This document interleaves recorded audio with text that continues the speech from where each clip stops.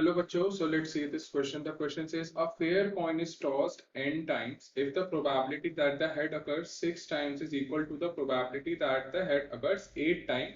Then the find the value of n. So यहाँ पे हम देख लेते हैं हमारा key concept क्या use हो रहा है. So the key concept used here is we are going to use here Bernoulli's condition, which says हमारे पास probability of x equals to r is equals to n c r p raised to the power r into q raised to the power n minus r. जहां पे आपका n है that is number of rays, यहाँ पे p जो होता है that is probability of success and q जो होता है वो probability of failure होता है. ठीक है, तो यहाँ पे आप क्वेश्चन देख लेते हैं. क्वेश्चन हमारे पास क्या गिवन है? क्वेश्चन में हमारे पास गिवन है a fair coin is tossed n times, right? n times एक कॉइन को टॉस करा गया है. अगर हम सैंपल स्पेस देखें एक कॉइन के लिए, सो सैंपल स्पेस क्या होता है? दैट इज या फिर तो हेड्स आता है या फिर तो टेल्स आता है, राइट? सो अगर मैं यहाँ पे p फाइंड आउट करूं which is probability of getting head, ठीक है, तो वो क्या हो जाएगा? हमारे पास प्रोबेबिलिटी का फॉर्मूला होता है probability of event is equal to number of favorable outcomes divided by total number of outcomes. ठीक है, तो हमारे पास यहाँ पे फेवरेबल आउटकम क्या हो गया? ये एक ही, इन दोनों में से एक ही हेड है, राइट? तो हमारे पास यहाँ पे क्या आ जाएगा? That is 1/2. ठीक है, और अगर हम Q कैलकुलेट करें जो हमारा फेलियर होता है मींस हेड्स नहीं आ रहा है, तो ये क्या हो जाएगा? Probability of getting tails. क्या होगा? श्योर इवेंट में से आप probability of getting head minus कर दो, right? 1 minus half is half, या फिर आप डायरेक्टली देख सकते हो एक ही टेल्स है तो 1/2 होगा. ठीक है, अब यहाँ पे हमारे पास क्या दिया है कि यहाँ पे जो कंडीशन गिवन है दैट इज प्रोबेबिलिटी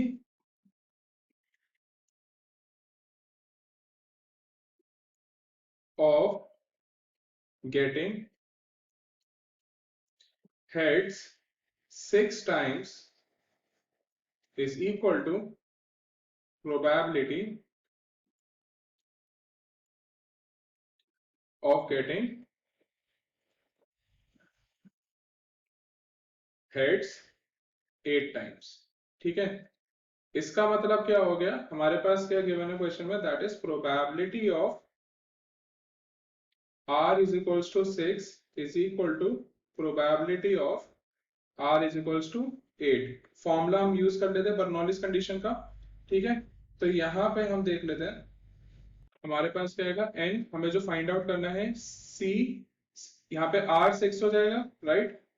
p क्या है? Sure successful event, right? यहाँ पे हमारे पास आ जाएगा 1/2 raise to the power 6 and यहाँ पे आ जाएगा probability of failure that is 1/2 raise to the power n minus 6. ठीक है, इज इक्वल्स टू यहाँ पे आ जाएगा हमारे पास nc8 probability of success event 1/2 raise to the power 8 and यहाँ आ जाएगा 1/2 raise to the power n minus 8. ठीक है, अब यहाँ पे हम प्रॉपर्टी क्या यूज करेंगे? Basis are same, powers are different, तो वो पावर्स क्या हो जाती हैं? वो हो जाती हैं ऐड. ठीक है, तो हमारे पास यहाँ पे क्या आ जाएगा? हमारे पास आ जाएगा nc6 into 1/2 6 plus n minus 6 and यहाँ आ जाएगा nc8 इंटू 1/2 एंड यहाँ पे क्या आ जाएगा? 8 प्लस n माइनस 8, राइट? यहां से हम देखेंगे कि हमारा ये 6 माइनस 6 प्लस 6 0, 8 एंड माइनस 8 0, तो हमारे पास क्या बचा? हमारे पास आ गया that is nc6 1 by 2 raised to the power n is equals to nc8 1 by 2 raised to the power n. ठीक है, अब यहाँ पे क्या कैंसिल हो जाएगा, LHS और RHS में 1 by 2 raised to the power n. हमारे पास क्या बचा, nc6 is equal to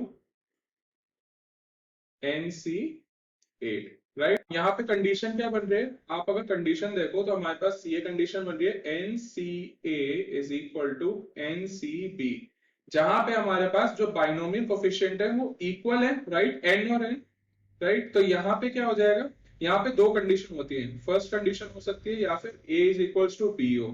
ठीक है, अगर फर्स्ट कंडीशन नहीं है तो सेकंड कंडीशन होती है दैट a प्लस b इनका जो सम होता है that is equals to n.